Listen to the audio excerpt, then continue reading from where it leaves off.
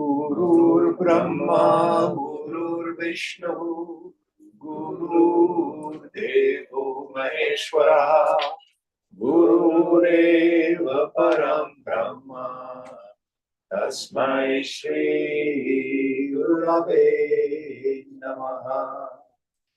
Chinmayam Vyapyak Sarvam Trailokyam Sacharacharam Tatpadam Darshitam Yena Tasmai Shri Gurave Namaha. Tvameva Mata Cha Pita Tvameva Tvameva Bandhuscha Sakha Tvameva Tvameva Vedya Dravidam Tvameva Tvameva Sarvam Mama Deva Deva Tvameva Sarvam Mama Deva Deva. Jai Guru.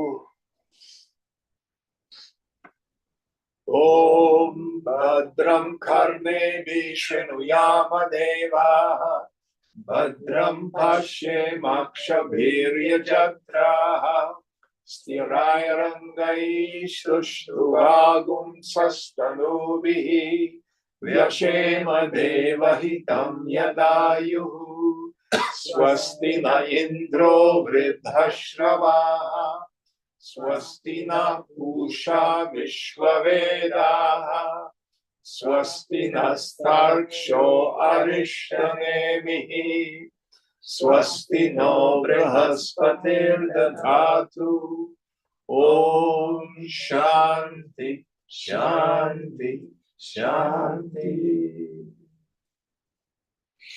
So where are we in our text? Chapter 2, number 17. So, quick review of where we are in the text. In the second chapter of Aithatya, falseness. Gaudapada is endeavoring to break down the rigidly held belief that we have. I'm an individual, and the phenomenal world is separate from me, inherently concrete, made of stuff called matter. And it's got joy-giving and misery-producing qualities. And it's not just inert objects, it's all the people, places, things, and conditions. And he compares the waking state to the dream state, waking state to the dream state, systematically breaking down all the reasons by which I assume dreams are obviously just imagination, but this stuff is real. And we have our definition of reality with a capital R, I call it. Who remembers what the definition of reality with a capital R is? That which cannot be negated. Yes. That which is never not. What is the eternal factor, which is never subject to negation?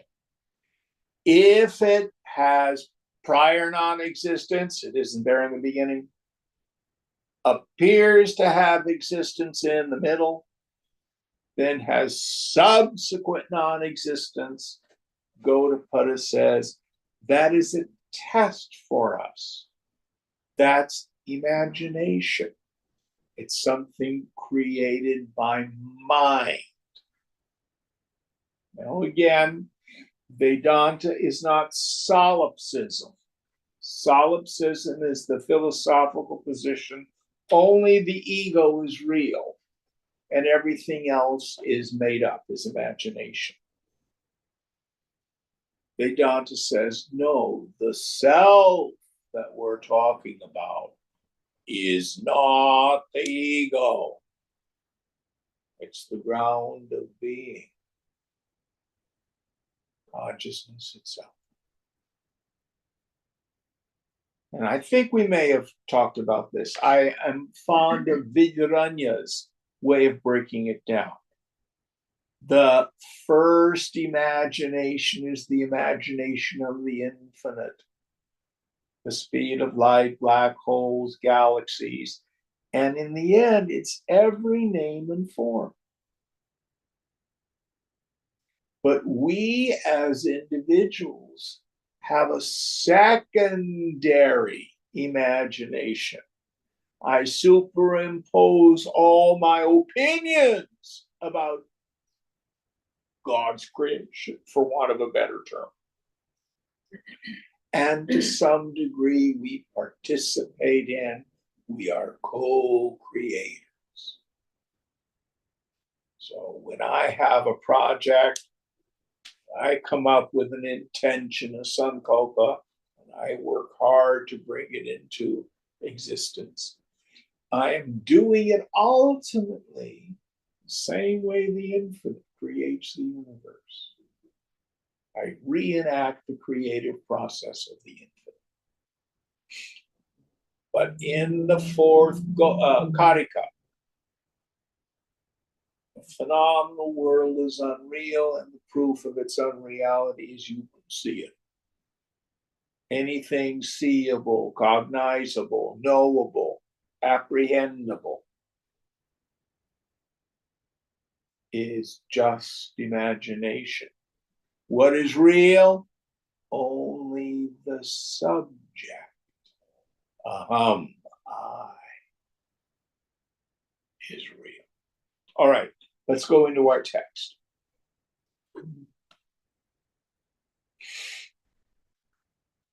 अनिश्चिता यथा रज्जु अंधकारे विकल्पिता सर्पधारादिभिर्भावै तद्वत् आत्मा विकल्पितः. As the rope whose real nature, when not known, is imagined in the dark to be a snake, a water line, and so on, so also the Atman is imagined in various ways. So the reference here is to an old Hindu story. 149. Huh? Sorry, he asked which page we were on. Oh, okay. So, person is walking along a path in the dust. It's late in the afternoon, the light's funny. And all of a sudden, he sees a serpent. He's frozen with fear. Another fellow comes up behind and he says, "Don't come any closer. There's a serpent here. I'm probably going to be bitten and I'll be a goner, but you stay away." The other person says, "Sir, I think you need to put on your glasses. There's no snake there. It's a length of rope. Raju, rope, sarpa, serpent." So what we have here is the phenomenon of superimposition. So if I see a rope and I mistakenly think it's a snake, where is the snake? Is it on the ground? Yeah, fine. Yes, it's in my mind. So what we have is the initial non-apprehension of the rope, then the subsequent misapprehension. I imagine a line of water or a snake, piece of pipe, something like that. So the reference is primarily, I initially have the non-apprehension of myself. It's pure existence, pure consciousness. No sorrow touches me, only the body, mind. Then I have a subsequent misapprehension. Ahankriti, I think I'm a person. Or to use Gaudapada's word, jiva bhavana, the feeling, the attitude that I'm a person. Now, as we go deeply into this image, see some very interesting things. So, if I see the snake and I want to apprehend the substratum, the rope, is it effective for me to get out a baseball bat and start beating up the snake? No. Likewise, flesh hating, going hungry, staying up all night, denial, or in Lent in the Christian tradition, do without. That's like beating up the snake with the baseball bat. In the end, it doesn't work. We still think we're a person. Here's one of my favorites.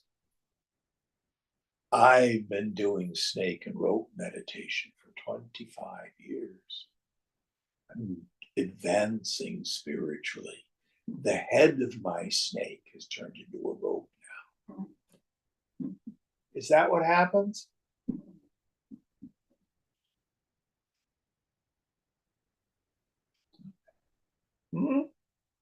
Not helpful. No. You either see what's there or you're deluded and you don't.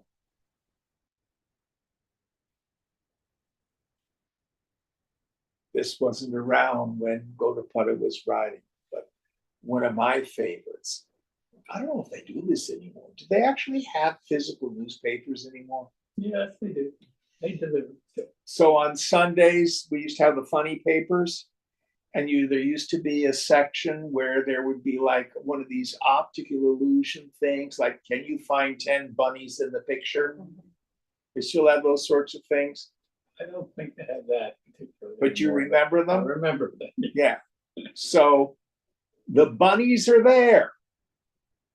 We just have to find them. We don't achieve them. We don't create them. We don't attain them. Or you get these books with optical illusion things, like you see two vases, and is it the profile of someone's face, or is it two vases? Well, it just depends on how you look at it. Let's see. So also,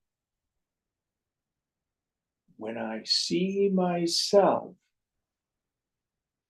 I see I'm not this superimposition, this chaya, this shadow self, this phony self. So what is our methodology? Our methodology here is tanu manasaha, the thinning of the mind, by letting go of attachment and identification. I turn down the volume level, the frequency, and the volume of the flow of thought. This is the enormous value of long and continuous meditation. It thins the mind. Then, with the attentive faculty, turn within. Go looking for what I think is me, the individual. And it's actually like shining a light on a shadow. What happens? Oh, I can't see the shadow very clearly. Let me shine a light on the shadow. What happens when you shine a light on a shadow?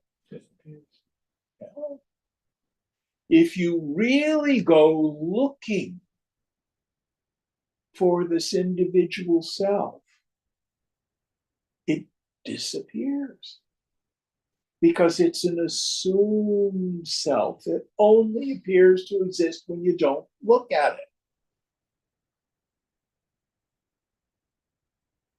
If you go turn the mind within, go looking for I, it falls. Now, something is there. Something is there. A real self, which is Sat, pure existence, Chit, pure awareness, Ananda, absolutely free from all suffering, like a shoreless ocean, the space of pure awareness.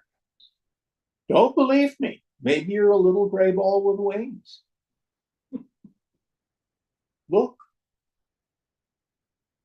Look. How do I get rid of the snake? Investigate. Oh, there's no snake there. There's a rope. Now, Sandhya tells a wonderful story. What was the exhibit you saw in New York with the mirrors on the floor and the ceiling and stuff? It was, yeah, it was exactly that. It was just multiple rooms. Each of them were intending to act on some sensory sensation. So one of the rooms was just mirrors on the floor, ceiling, walls, and there was a projection of, this elephants just walking through a forest. And but then wherever you look, it just feels like infinite amount of elephants walking, I guess. But when you wanted to step forward onto the floor, didn't it look like it was like a vast chasm? Yeah, exactly. And I was actually like, I knew it was a mirror, but still there was fear to step onto the mirror because I thought I would fall. Yes. How powerful is sense perception? You knew the truth. But such is the power of the senses to make us believe something. Another true story. In 1973, I used to live in Berkeley, this big old Victorian mansion on Dwight and Telegraph. And they had these big wood stairs going from the first floor, I guess in Britain they call it the ground floor, up to the first floor up to the second floor. And we had this prism, this triangular shaped piece of glass. And we used to stand at the landing on the top and you look through the prism and then try to walk down the stairs. And what would happen is, do they call them the risers? Yeah. Yes. The riser, instead of being, whatever, 6 inches, is that standard? think It was like, 7. it looked like it was 3 feet.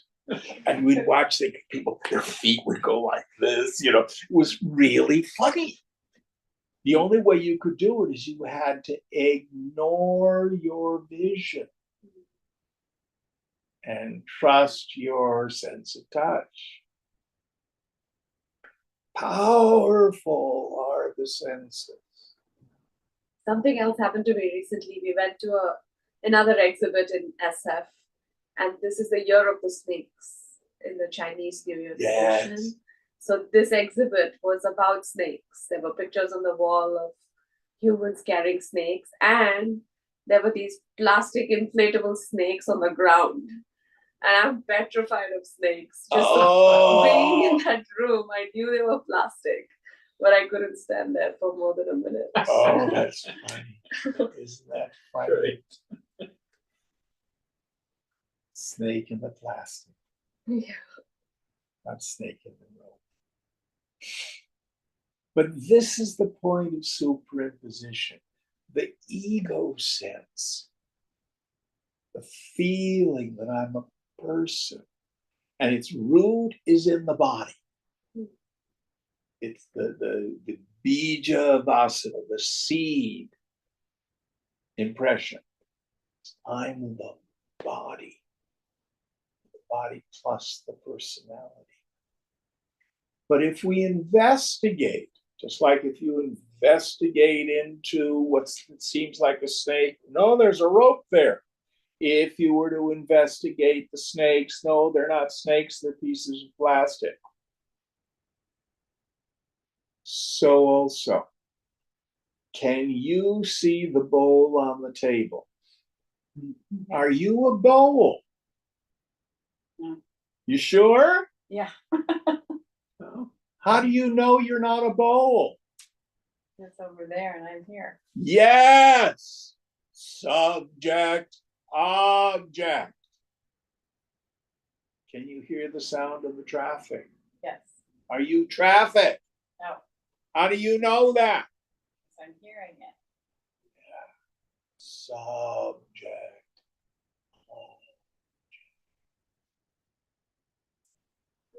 When you were a child, you had a little body.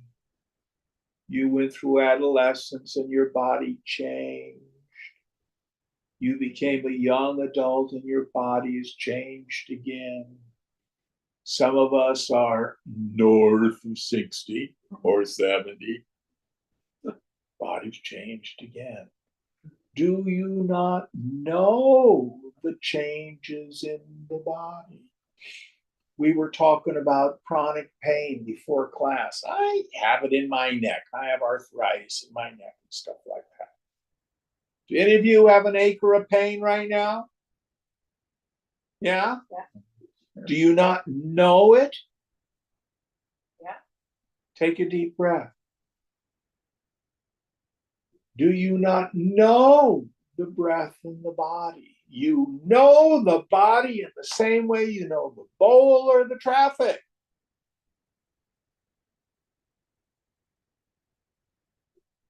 Your direct experience is the body is an object of awareness. Isn't that your direct experience? Sometimes I feel joy, sometimes I feel sorrow, sometimes I'm happy, sometimes I'm sad, sometimes I'm angry, sometimes I really feel fine. All these feelings in the mind. But one feeling doesn't know another. Whatever you're feeling right now, do you not know it? Do you? Yeah. They're not your feelings. In your head, do the problem 2+2. Remember what you had for dinner last night. Close your eyes and visualize a strawberry. That place is called your intellect. But the thoughts go by just like your hand in front of your face. You are not your thoughts. Well, who the heck are you then?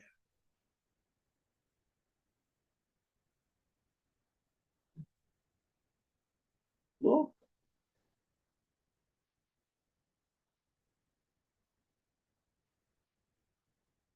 And we see all these ideas of self. I'm Jim, I'm 76 years old, I'm 40 pounds overweight, I'm a musician, I'm this, I'm that. All these are qualities of the body, or the history of the body, or the qualities of the mind, or the intellect.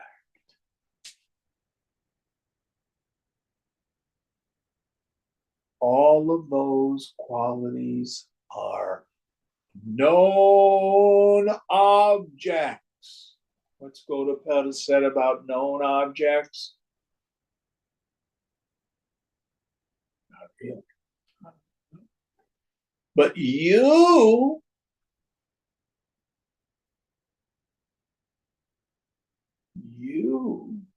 are always you.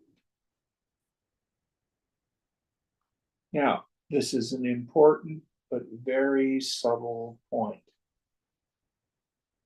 In truth,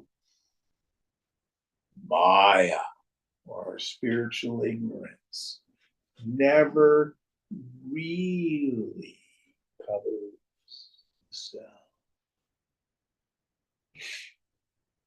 Who here thinks they're not enlightened? They're not realized? Go ahead. Who here thinks, oh, I have a pretty tough life at times? Okay, do you not exist? Do you know that you are you? No. What's your existence? It's miserable sometimes.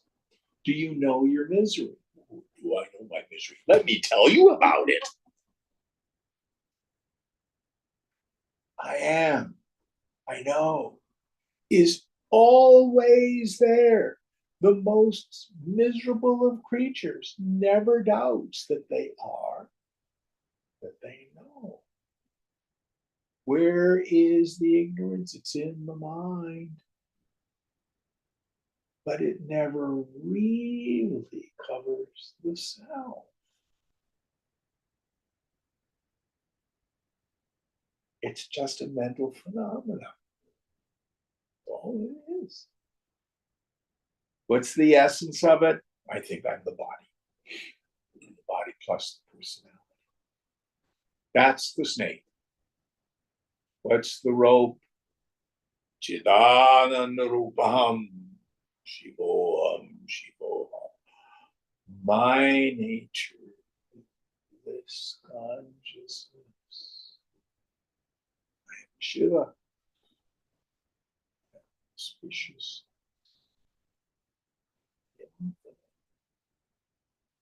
That's the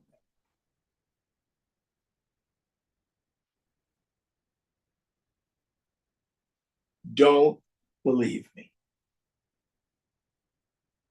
I tell you, real spirituality does not ask us to have faith in or believe in something illogical. Let's see. Are there angels, Gandharvas? Are there yugas and kalpas, ages in history? I can only speak from my own direct experience. I don't know.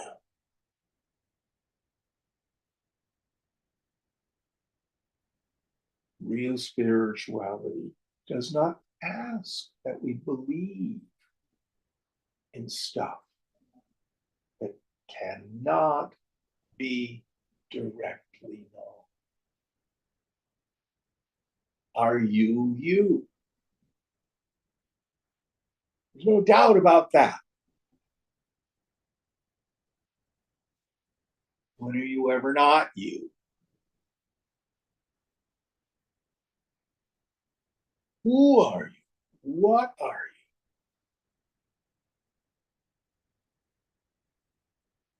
you? It's real. It's gritty in that sense. It's direct. Need not have faith in supernatural stuff.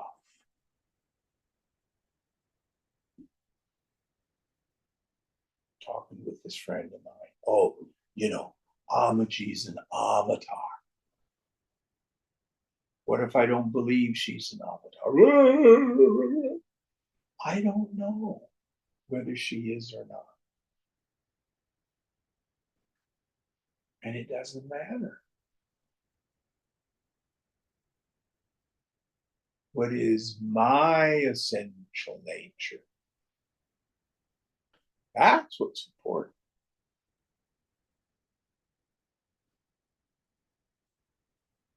Any thoughts on this? So, This is the first mention of snakes and ropes. Gaudapada's student, Govindapada, had a student named Adi Shankara, and he talks about snakes and ropes, snakes and ropes, snakes and ropes a lot. The classic metaphor for adhyasa, superimposition. Twofold process. The initial non-apprehension of the real and the subsequent misapprehension, the superimposition of something imagined. All right, next Karika.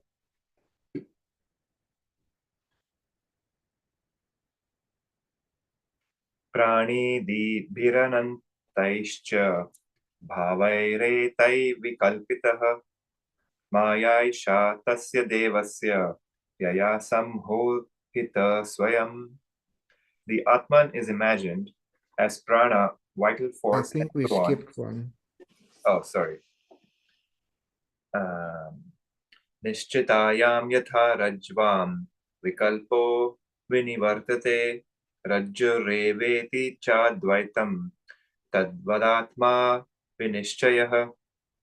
When the real nature of the rope is ascertained, other illusions about it disappear, and there arises the conviction that it is the one changeless rope alone. Similar is the nature of the pure knowledge, the Atman. Yes. So when I have the non-apprehension of the rope, I have the misapprehension of the snake or the water line or the pipe. How do I find out which of these is real? Vicharena, by means of investigation. Look, investigate. If I have the illusory notion that there's a snake, back to Saundariya's experience, if you have the illusory notion that if you step on the floor, you're going to fall infinitely down a chasm, what's the solution? Step on the floor. Directly investigate. Look. True story.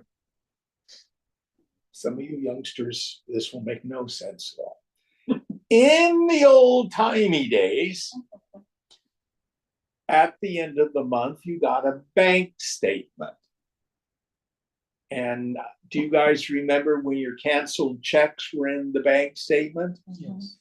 Do people even write checks anymore? Very few. Yeah. Very few. But you'd get the number Right. 10 envelope, you'd open up, and inside were all your canceled checks. But if you got the smaller envelope, which had the little clear window, and it was either pink or green, what did that mean? Bounced check. Say it again. Bounced check. How do you know about these things? Did you work for a bank? So I came home, got the mail, going through it, and there's one of those little envelopes with the pink inside. I'm going, oh, F word. What have I done? So I fix myself a cup of coffee and I get out my checkbook. And I don't know about you. Again, in old-timey days, we had a check register and you had to try to keep subtracting from your balance. Any of you remember that? You balanced the statement. Hmm? You balanced it. Go through to make sure everything's correct. Oh, yeah. Yeah, But if it was in between, you'd keep subtracting and subtracting. And I'm a terrible arithmetician. Thank God for the calculators on the iPhone. So I'm looking at my check balance. And I'm going, what did I do wrong? And I said, well, I just wrote 3 checks this past week. So I call up the people and I say, this is Jim Gilman, and I wrote you a check on Monday, and I've made a bank error and it may be returned. Please don't worry about it. Go ahead and redeposit it and I'll pay any bounce check fee. After I'd done all that, then finally I sat down and I opened the envelope and I made a mistake on my last deposit. I had $5 more in my account than I thought. I'm making this up. Where was the bounce check? In your mind. Yeah. But I had the fear, I had the frustration, I had the anger, I had the embarrassment. All based on adhyasa, superimposition. How did I find out the truth? Investigation. Open the damn envelope. Let me see what's really there. Vicharena, by means of investigation. So that's what we do in meditation. Scriptures tell us. It just seems like you bounced a check. What's really there is a deposit. It just seems like I'm a person with all these problems. You need to be a spiritual scientist. What does a scientist do? They start with a hypothesis. Then you do what if you're a scientist once you have a hypothesis? Prove or disprove. You Prove or disprove that. prove or disprove the hypothesis. Now, where's the laboratory? In my own life, in my own mind. This is what we do. Swamiji used to say, blind faith is stupid faith, and it will fail us in a crisis. What we need to do is investigate ruthlessly. Stay with what you know, absolutely. Prove or disprove what the Guru says, what the scripture says. Don't take it on blind faith. He used to say, the longer the beard, the greater your mistrust. As he would stroke his very long beard. All right. Any questions about this process? Jim, I have a question. Oh, Amity! How are Hi, you? Jim. Good morning. How are you? So my question is, in the snake and rope metaphor, where is Vasana? So because you know how you say in the snake and rope metaphor, you either see it or you don't. But I guess Vasana, even if one sees it, one doesn't see it again, right? Isn't that what Vasana does? Vasana has two powers, a veiling power and a projecting power. So the reason I do not see the rope is I have snake Vasana. The first power, the Avarana Shakti, is the non-apprehension of the real. So if I'm walking around and I do not know that I am Brahman,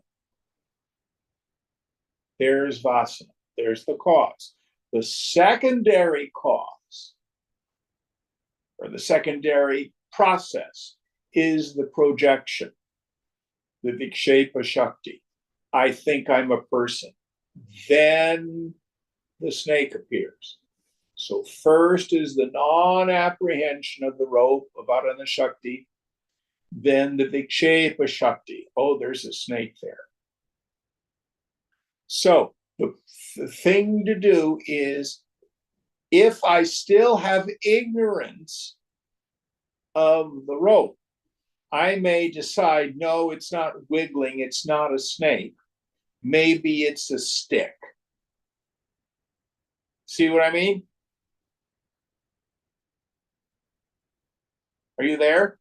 Yes, sorry. So Yes. you'd say that the main, so maybe the main vasana is the non-apprehension? Well, the root of all vasana is Yeah, apprehension of my essential nature. It's the Avarana Shakti. right. That's why the cause of all my suffering is ignorance, avidya.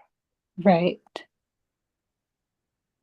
I guess maybe my follow-up question would be the reason why one doesn't see the rope is vasana, right? Like you kind of have to like keep It's attachment and identification. right, right. Okay, maybe let me sit on that. So the Okay. attachment and the identification. The other example I like to use, more modern, if you're at a pool party and Yeah. kids are in the pool and they're jumping around, and let's say you have a gold chain on a necklace that you didn't take off, and the chain breaks and falls in the water, Mhm. and you notice, oh my God, I've lost my necklace. So what do? Well, people say, everybody stop moving or get out of the water. Why do we do that? Because as long as the surface of the water is disturbed, it obscures our capacity to see. If everybody gets out of the pool, oh, there it is, it's down by the 4-foot mark. Somebody jumps in and gets it. That's essentially what we do in meditation. Everybody out of the pool.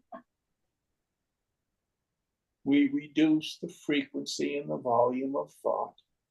What keeps the frequency and volume of thought going? Attachment and identification. Mm. So maybe like I guess what I'm trying to say is, you know, the yo-yo state that you always mention, is the Yeah. yo-yo state like seeing the snake, then seeing the rope, and seeing the snake, then seeing the rope because of habit? Yes. Okay. Yes. Okay, that's helpful because I was trying to like see Okay. that in terms Let's of snake go and to rope. your work as a speech therapist. Yeah. So you may work with a child Mm-hmm. and you give them a particular way to deal with, say, a lisp. Yes. Do you teach it to them just once? Oh, no, over and over. Why? Once they figure it out, they spend an hour with you and they're able to say, sailing silly ships without a lisp. Yeah. Yeah, no, because it's a deeply ingrained habit, so you have to go little by little. What did you say? What did you say? What was it? It's a deeply ingrained habit. Oh my God! Okay, got it. Yeah, that Now, makes sense. You may lisp only for one lifetime. Yeah. Jiva Yeah. Bhavana, it's a deeply ingrained habit. Actually, For a that's really helpful lifetime. because the kid might get it. Like they might totally know what, like they get it, they know how to do the right one, but then they keep messing up anyhow. So that's a good metaphor. Yeah. Yeah. Okay, makes sense. Thank you, Jim. Excellent question. Mm. Excellent question. All right. Any other things about this adhyasa, this phenomenon of superimposition? So yeah, what you said about attachment identification, and I guess then we just keep investigating that, right? Well, when we look at attachment, what we want to do is stay with this meditation. What does it feel like to want something I don't have? Yoga says, in the end, there's no other suffering. It's the wanting that's so painful. The illusion is if I were to get what I want, I'd feel okay. My mind tells me if the people, places, things, and situations were in my life, I'd be okay. It's the lack of those that makes me so unhappy. Yoga says, no, it's that you have the habit of wanting. And how do I get rid of the habit of wanting? By practicing letting go, practicing detachment, practicing accepting life on life's terms. My favorite example, do you drive? Yeah. Okay. Have you ever been caught in traffic and you're late for an appointment? Yeah. And what I used to call it, you try to push the traffic down the freeway with your heart gripping the steering wheel. You've never had that experience, right? Never, of course not. Oh. And then you realize it isn't going to move. I'm going to be late. So Yeah. nowadays you pull out your phone and you call, say, I'm stuck in traffic. I'm going to be 20 minutes late or whatever. And then you let go of the struggling. Now, your car hasn't moved any faster. You did not get what you want. What you did is drop the struggling. Does that make sense? Yeah. That's what yoga teaches us. Now, just extend that to the whole of life. And the pushing the traffic with your heart, gripping the steering wheel, is absolutely superfluous to driving from here to there. Right. You can drive from here to there completely at peace, and you get there when you get there. You can drive from here to there in a state of total anxiety, and then you're subject to road rage. Why is it so hard to let go? Because of ignorance. My deeply rooted belief, just like what Amini was saying, that the solution is out there. So here is an axiom. It is a spiritual axiom that if I am disturbed, no matter the cause, I'm the one with the problem. That does not mean that the world and its people are not oftentimes quite wrong. I didn't say that. But if I'm upset about it, as long as I'm convinced that I have to play whack-a-mole with the world, I'll never have any peace. But what little peace I get will be incredibly short-lived. But once I get, it's the jonesing itself that is the cause of my suffering. And I practice surrender. I practice letting go. I practice acceptance. Making peace of mind my most prized possession, my highest priority. Nothing in life is important enough for me to lose my serenity. And yet most of us will squander it on an unkind word or a scowl.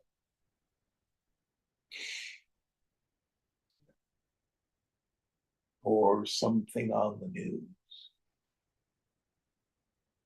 As you say, serenity only comes from within. Absolutely. Nothing out there. has anything to Absolutely. do with it. There's a wonderful text that we're studying on Thursdays, Yoga Vasishta, where at one point it says, why try to cover the world in leather when you can wear shoes? I love that one. Yeah, it's true. What we do. Okay, going on. Snakes and ropes, snakes and ropes. प्राणादिभिरनन्तैश्च भावैरैतैर्विकल्पितः मायैषा तस्य देवस्य यया सम्मोहितः स्वयं. The Atman is imagined as prana, vital force, and so on, in innumerable varieties. This is due to ignorance, maya, of the self-luminous Atman, by which it gets, as it were, itself deluded. So the Sanskrit is not precise enough here. The self never gets deluded. The delusion occurs in the mind. But the mind has delusions about the self. So, what are the things I imagine myself to be? The physical body, energy, my relationships, my successes and failures, my political viewpoint, how much money I have, where I live, my cultural or racial background, my education, my job. All these are ideas of self that I superimpose on my real nature. Any thoughts about this?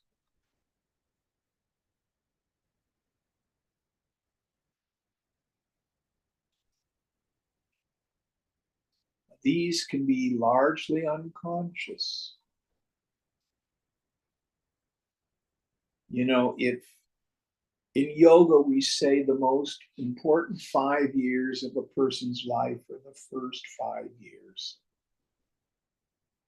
Our deeply rooted sanskaras, impressions, are set in place in that first 5 years.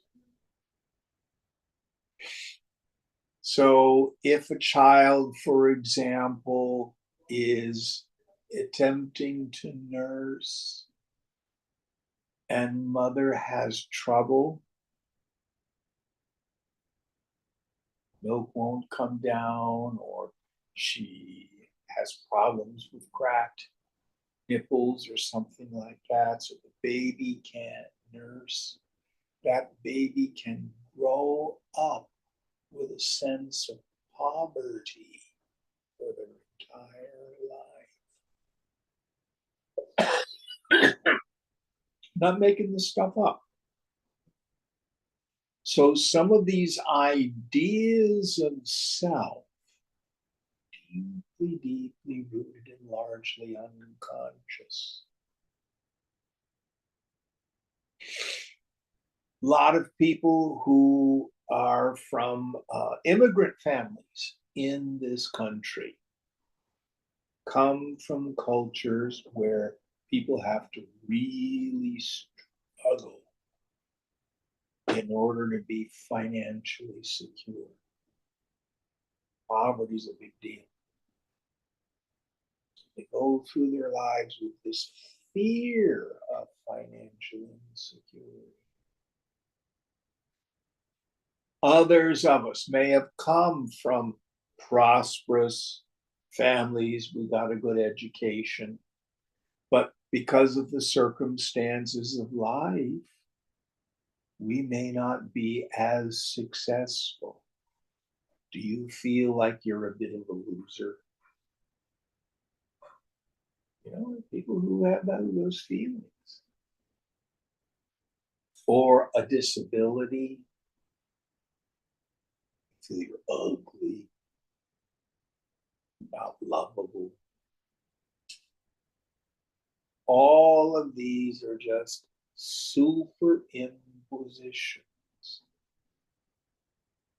Now, what does the ego do? If you've been to a county fair where they have a fun house with the mirrors, any of you ever gone to those? You look in one mirror and you're very tall and skinny, and you look at another mirror and you're short and roundy fat, another one you're like globules. Who's been in a fun house where that is? This is not a good way to determine how you physically look. Subtle way. You go to a really nice restaurant. You go into the bathroom, wash your hands, and the mirror is slightly tinted glass. All this indirect lighting.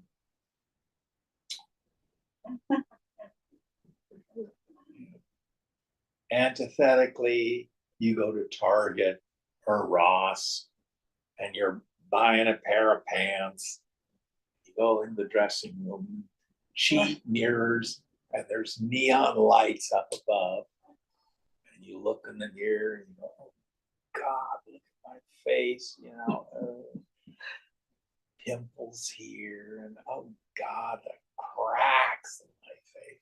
Who's ever had that experience? So, which is the truth? We determine how we think we look based on the reflecting surface. Many of us determine our identity, our value, based on the funhouse mirrors of other people's opinions.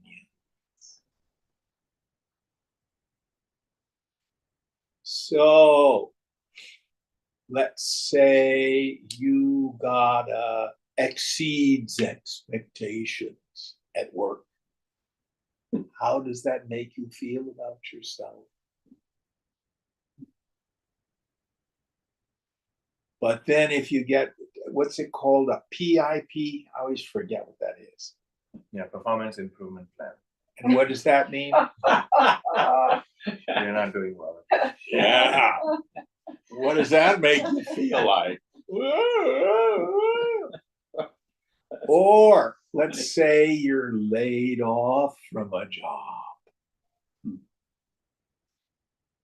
and you're reluctant to want to tell people, oh, I got laid off. Why? What does it make you feel like about yourself? Feel ashamed. Yeah. So we determine self. We are self-seeking. We seek self through the distorted mirrors of the opinions of other people. No wonder we feel crazy.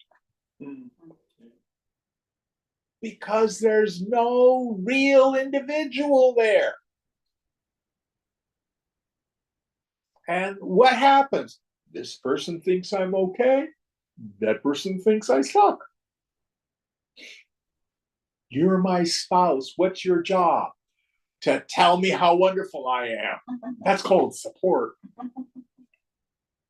I'm very nice, but it doesn't deal with the problem.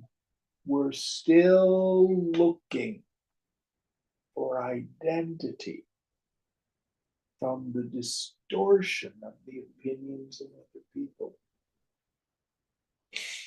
And the tradition has as the greatest metaphor for this ego sense a flame of a lamp or a candle. Now, in a still room, if you see the flame, it looks like a solid thing. You take a photo of it with your phone, click. There's the flame. But is it a solid thing? What is a flame? It's light. It's more than light. It's a reaction of. It's the constant, dynamic oxidization of gases, of the paraffin, of the wax, or the oil. It's not a thing, it's an event. It just looks like a thing. Am I making sense? The ego sense is like flame. It's not a thing. It's an event. You get exceeds expectations. Famous pretty bright. You get PIP. Wick is getting small. Now we have a term in yoga. The Buddhists stole it from us. Nirvana. I've got a Sanskrit here. What does nirvana mean? Blown out. Literally. It's not a place you go to. So you've got the candle or the lamp. And there's the flame of ego. How am I doing? Am I okay? What do they think of me?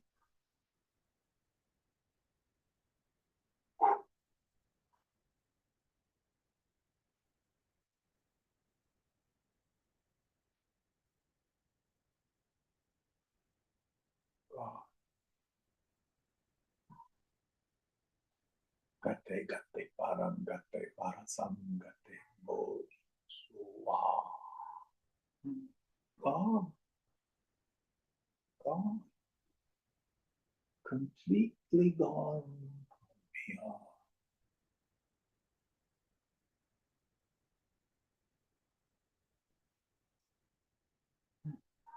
Totally awake. Wow.